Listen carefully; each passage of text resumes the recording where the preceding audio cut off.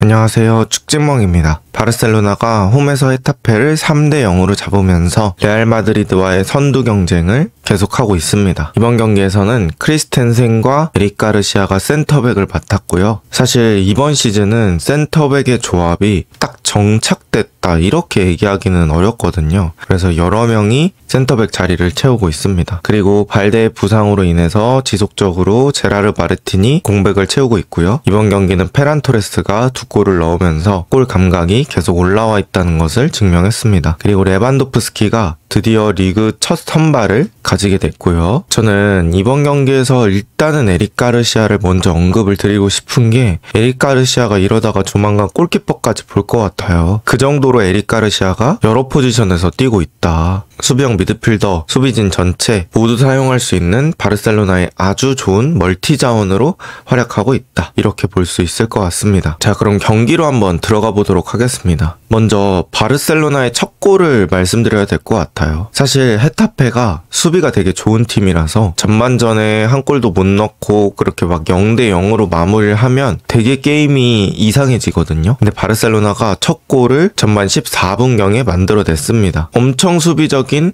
헤타페 선수들의 체력이 차 있는 전반전에 득점을 했다. 이게 되게 의미가 크고요. 그 득점하는 과정이 너무 아름다웠습니다. 하피냐, 쿤데, 페란이 오른쪽에서 4명과 승부를 하게 되고요. 그 순간에 레반도프스키는 하피냐와 멀어지면서 올모는 하피냐 쪽에 하프 스페이스로 띄워줍니다. 축구를 보다 보면 이렇게 동시에 다른 방향 움직임을 가져갈 때 되게 좋은 장면들이 많이 나오거든요. 그런데 올모와 레반도프스키가 그렇게 동시에 다른 방향 움직임을 가져갔습니다. 그리고 하피냐가 4명 사이로 패스를 주는 것도 너무 깔끔했고요. 올모가 공을 잡고 나서 사실 돌아서면 좀 타이밍이 늦어지고, 그렇다고 해서 슈팅을 때리기에는 각도가 그렇게 많지 않았습니다. 그런데 페란 토레스가 또 쉬지 않는 공간 침투를 보여줍니다. 그러면서 올모가 공 잡은 순간에 박스의 빈 공간으로 뛰어들어가고요. 올모가 뒷발로 공을 주면서 여기서 페란 토레스가 마무리를 합니다. 그리고 사실 되게 좋은 기회는 맞지만 모든 선수가 골로 연결하는 기회는 아니거든요. 근데 페란 토레스가 최근에 이 득점 감각이 상당히 살아있다. 그리고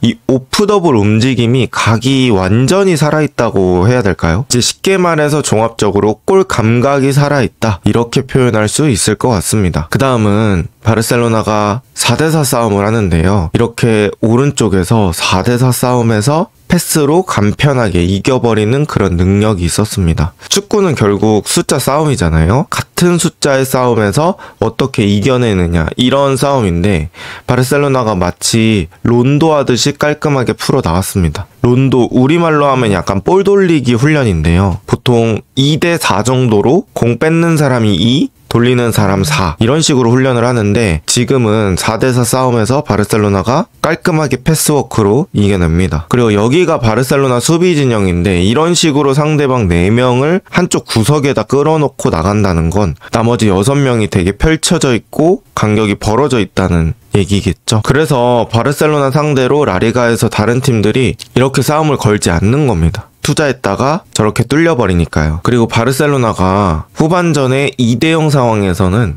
헤타페를 계속해서 앞쪽으로 뽑아내는 작업들을 했어요. 그러니까 좌우로 계속 공을 반복해서 돌리면서 헤타페 너네 2대0이지? 그럼 나와야지. 이런 식으로 얘기를 하는 것 같았습니다. 그래서 헤타페가 나와서 뺏으려고 할 때 이렇게 차근차근 한 명씩 돌려가면서 상대를 뽑아냈다고 해야 될까요? 그리고 다니 올모 같은 선수가 수비 사이에 위치하면서 에릭의 패스를 받아주고 간편하게 더용한테 리턴을 해주는 모습이 있습니다. 이 4번의 패스로 더용이 공을 잡는 순간 상대 수비 5명, 그러니까 최후방 5명과 바로 대면할 수 있는 그런 상황이 돼버립니다. 이게 바로 바르셀로나라는 팀의 무서운 점이죠. 모든 선수가 패스가 된다는 거, 그리고 패스 리듬이 좋다는 거, 패스 템포가 좋다는 거, 이런 것들이 바르셀로나가 지난 시즌도 성적을 내고 이번 시즌도 계속해서 높은 위치에 있을 수 있는 이유 같습니다. 어쨌든 여러 방식으로 헤타페 선수들을 끌어냈던 바르셀로나입니다. 그리고 레시포드가 계속해서 자신의 쓸모를 증명하고 있어요. 이렇게 지금 그림과 같이 뒷공간 났을 때는 확실한 장점을 보여줄 수 있는 선수죠. 지금 상황에서 헤타페는 추격골을 만들기 위해 어쩔 수 없이 라인을 올려야 되는 상황이 됐고, 레시포드가 그 뒷공간을 노립니다. 여기서 패스를 준 게 카사도인데 카사도의 전개 패스도 너무 깔끔했고요. 레시포드가 이 패스를 받아서 컵백 주고 올모가 마무리. 오늘 올모가 오프더블 움직임이 저는 되게 괜찮았다고 봤는데 그런 오프더블 움직임을 보상받았다라고 볼 수 있겠습니다. 그리고 레시포드가 뉴캐슬 원정에서 2골을 넣으면서 충분히 폼이 올라왔거든요. 그런 것들도 좀 반영되지 않았을까 싶고 오른쪽에서도 나쁘지 않았다 이렇게 얘기할 수 있을 것 같습니다. 사실 레시포드는 저는 피니시 능력에 조금 더 집중이 되어 있는 선수라고 생각하기 때문에 바르셀로나의 다른 선수들, 그러니까 기존에 있던 선수들만큼 패스워크가 엄청 좋다 이렇게까지 얘기할 수는 없는데요. 레시포드는 뭐 한 방에 전환 패스 이런 패스들은 또 상당히 괜찮고 또 자기가 직접 그런 패스를 받아주려고 하는 움직임이 괜찮기 때문에 또 계속해서 적응도가 올라가고 있지 않나 이렇게 생각을 합니다. 그 다음 간단 선수 평가입니다. 첫 번째 페드리입니다. 페드리는 사실 오늘 경기에서 저는 가장 잘했던 선수가 아닐까라고 생각을 합니다. 예상할 수 없는 패스 타이밍 이런 것들 때문에 저는 페드리를 절대 팰 수 없다고 생각합니다. 그러니까 페드리가 있고 없고에 따라서 바르셀로나 축구의 그 고급성이 달라진다고 해야 될까요? 페드리가 있을 때 훨씬 더 고급져지는 느낌이 있습니다. 그리고 예상할 수 없는 패스 타이밍이라는 게 페드리가 공을 계속 터치하면서 움직이잖아요. 근데 이번에는 터치할 것 같은데 패스가 나가네? 뭐 이런 식으로 패스가 나가기 때문에 상당히 많이 어려운 것 같습니다. 그리고 1차 압박이라고 하죠. 헤타페의 공격수들이 바르셀로나의 수비진 내지는 3선을 압박하는 그런 상황에서 페드리가 있기 때문에 압박 푸는 게 되게 수월해지는 느낌입니다. 그래서 그런 것들도 얘기할 수밖에 없고요. 또 피지컬적인 약점이 있잖아요. 페드리가 몸으로 막 밀고 다니고 그럴 수는 없는데 이런 피지컬적인 약점을 페드리의 엄청난 기술이 완벽히 가려주고 있습니다. 뭐 상대가 피지컬적으로 들어오더라도 돌아서 나갈 수 있는 그런 기술적인 능력들이 있기 때문에 또 변수를 보여주는 것 같고요. 저는 페드리가 된다면 되게 축구를 재밌게 할 수 있을 것 같아요. 페드리 위치에서 게임하고 페드리처럼 기술을 가지고 있다면 매 경기 게임을 디자인하는 느낌이 들 것 같습니다. 어쨌든 바르셀로나에서는 다른 선수들보다 더더욱 뺄 수 없는 선수가 페드리 아닐까 이렇게 느꼈습니다. 그 다음 페란 토레스입니다. 페란 토레스는 바르셀로나의 확실한 공격 옵션이 되어가고 있어요. 스트라이커와 윙어를 가리지 않는 멀티성 이것만 해도 팀에 큰 도움이 되고요. 그리고 골 결정력이 현재 매우 높게 올라와 있습니다. 오프 더블 움직임, 뭐 혼전 상황에서 마무리하는 거, 그냥 골 냄새를 맡는 능력이 엄청나게 발달해 있다